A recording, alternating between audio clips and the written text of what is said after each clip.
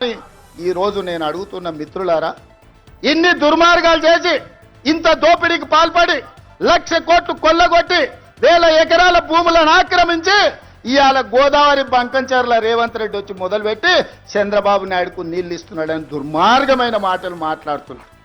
చంద్రబాబు నాయుడుతోనే ఉండాలంటే, చంద్రబాబు నాయుడుతోనే అంటగాగాలంటే అక్కడనే ఉండేటోని కదా. ఈ రాజీవ్ గాంధీ ఆశీర్వాదం తీసుకొని ఇక్కడ ఎందుకు ఉండేటోని చంద్రశేఖర్ రావు?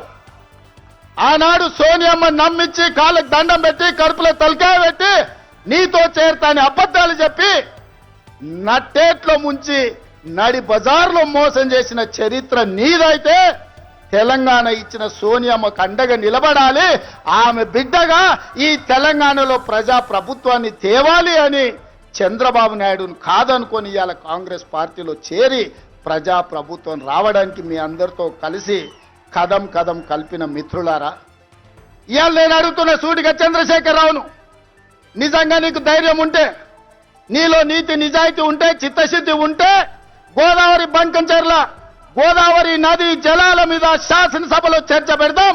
స్పీకర్ కు లేఖ రాయి నువ్వు చెప్పిన తారీఖు నాడు అసెంబ్లీ పెట్టించే బాధ్యత మా శ్రీధర్ బాబు గారు తీసుకుంటారు.